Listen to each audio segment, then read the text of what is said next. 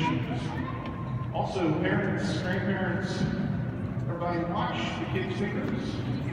We don't want anybody's fingers getting stuck in between the turntable and the side of the concrete wall. It's not perfectly round, so all the little players on the room, and they're really not deep. Well, welcome again to B&O Railroad Museum. My name is Travis Harris. I'm the Director of Operations and Volunteers here at B&O Railroad Museum. We're glad you joined us today. We're going to talk about our turntable today. First of all, I want to introduce Mr. Chris Franks. Mr. Chris is down the hole there. Say hi to Chris. The goal is to order your platform the faster you will make the turntable go.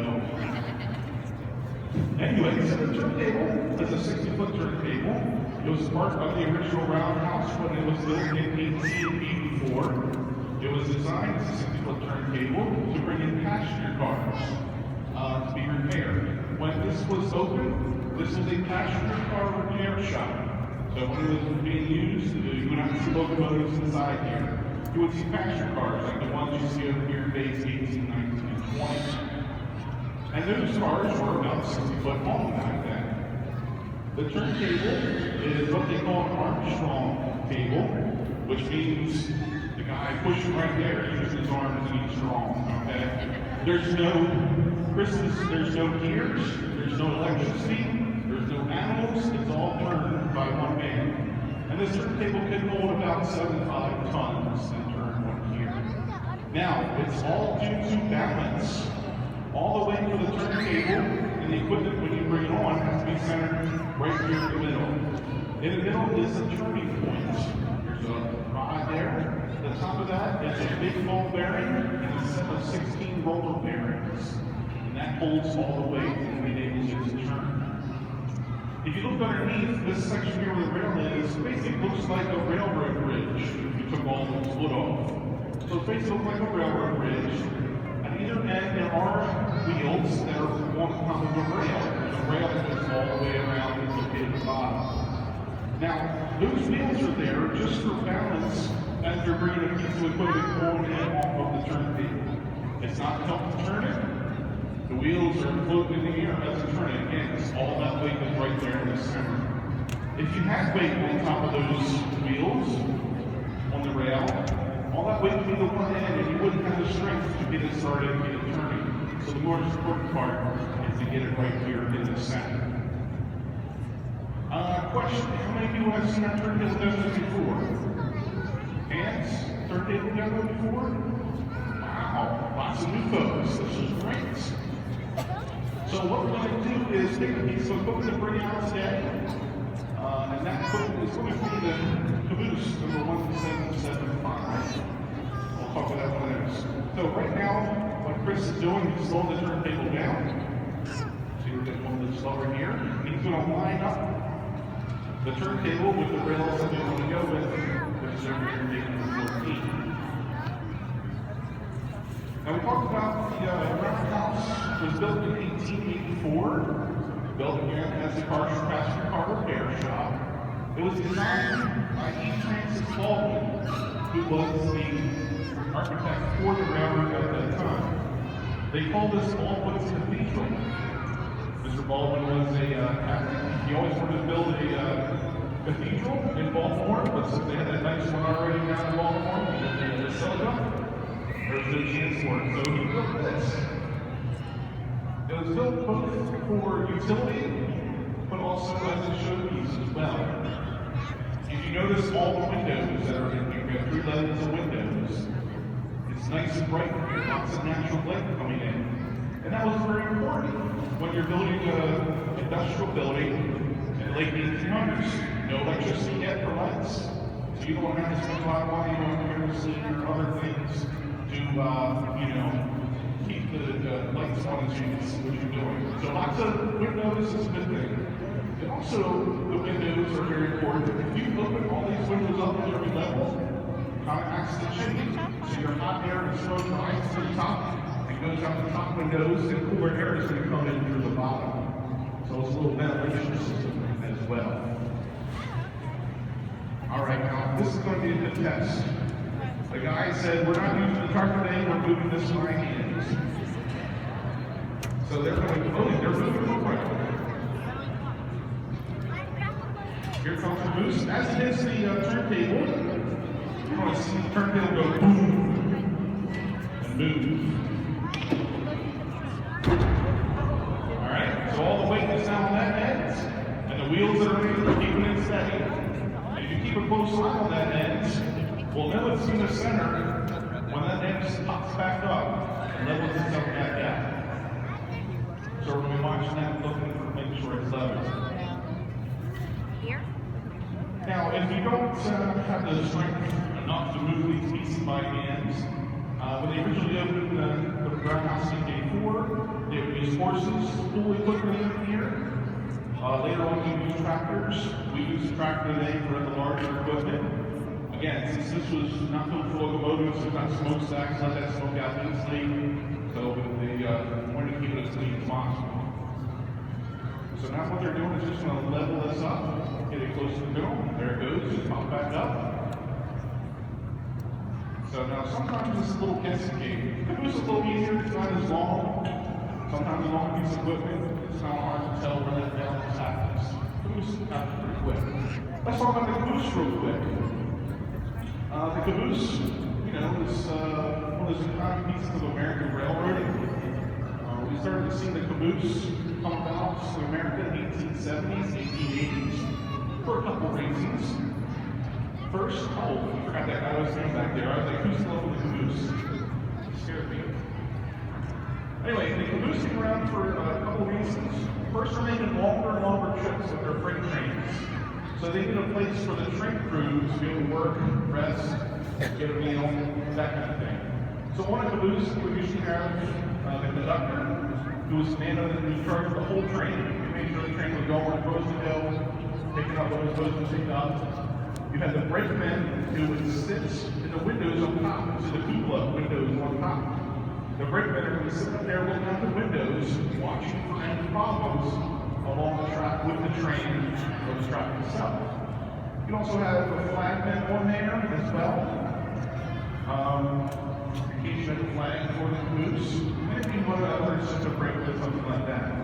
On that caboose, there's stove, table for the conductor to do his work, beds for naps, things like that.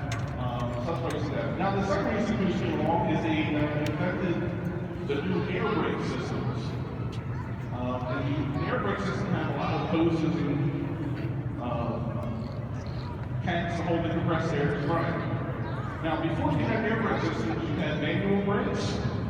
If you saw our brakeman up there with the same the brakes in that wheel, each car had its own separate manual brake. So they had ones like those, or you see the one old one with the wheels on top.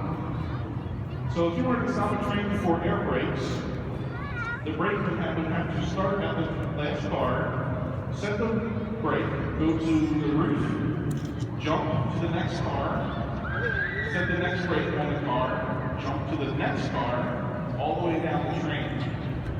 So that's pretty dangerous when you're going 40 miles an hour downhill, let's say it's snowing that day. Very dangerous to stop the brake. So the air brake come along, which is a much better system. Now all that brakeman has to do, or the engineer has to do, is pull one lever, and that air brake system sets the brakes on all the cars at one time, and you can do a nice control in the center. Very nice to do. This one that they call bobber. Bobber caboose is really small, so tiny, and that's because compared to all the other cars, they're not bobbed along to the back of the train. So what Chris is doing now, he's starting to slow this down a little bit. He's going to line that back up and take this back off. Now, pretty quick, the early days of railroad, there was a major trying to break them, running up and back and forward. They also were in charge of coupling the cars, which, see the couplers on this caboose are the knuckle couplers, all back couplers, where, nowadays all you do is back the train up, the car pull it together, and away you go. Before they had a system called link and pin, where you had couplers and there was a pin link like an anchor link, and you had a pin, and the brake wheels had to stand in between the cars as the train was backing up, guide the link in and drop the pin at the same time. which is another tricky thing to do. Again, no air brakes on the locomotive, so they're going too fast, they can hit you and run you over. And if you don't get your fingers out of the way at the time with that link, you might crush your fingers in between. Brakeman crew was a very, very dangerous job. In fact, they say you can tell how long a brakeman has been on the job by how many fingers he has left in his hand. If he has only one gone, it's a newbie. 2 or 3, he's been there quite a few years. If you look at the display over here, our safety and symbols, there's a gentleman carrying a flag man back there. He's missing all his fingers. Well, when you got older and you lost all your fingers and you couldn't do that brakeman job anymore, they make you a flag man. So, pretty tough job. Alright, so here we go again. We're going to push it back on. Let's give him a clap, give him a hand.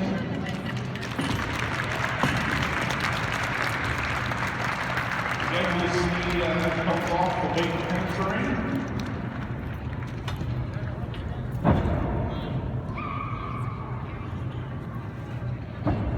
There you go. So let me briefly talk about folks around 2003 on the Baltimore knew about our roof collapse. Has anybody heard about roof collapse before? Okay. In 2003, there was a snowstorm. Actually, this weekend, President's Day weekend, 2003. They had about 28 inches of snow on the ground. Problem was the snow was blowing from this direction. It was one of those really heavy wet snows. The problem was the snow kept gathering on our upper roof section and sliding down to the lower roof. And it finally got so heavy that the lower roof section from Bay 5 around Bay 16 collapsed into the museum. So we had about 18 pieces of equipment that were damaged in that roof collapse. Chris, why don't you turn around twice more? Then you can line it up. Collapsed into the museum, we had 18 pieces of equipment that were damaged. Everything you see roof-wise is brand new. The only thing that was original are the brick walls and these centerpieces here in the middle. Everything else is brand new in the museum. Even though we all know it was brand new steel, as we did used to cross our fingers a few weeks ago, we had to dig a little bit here, but it's all good. So, a lot of the pieces you see here were damaged and have been repaired at a restoration shop.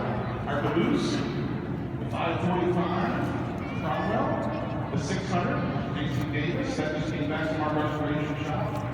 147, Patrick Perkins, 305. So a lot of things you see, we have fully finished all of the this one that roof collapse and we're all called up for that. So we thank you for coming in for our demonstration. Chris is going to land this over here in our slot. We're going to take a few minutes to set the turntable back so you can walk back on it. We'll let you know it's done. You can check out our center turning point here.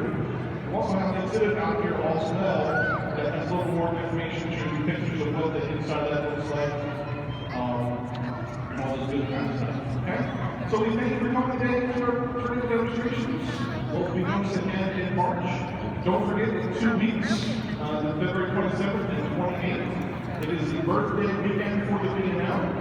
We will have railroad training trips that day. On the Saturday, we'll have activities for the kids related to the birthday of the B&O. And some other events. So come on back and check us out here in a couple weeks. And you can find out all this info on our website, borail.org. Thank you very much for coming. We'll see you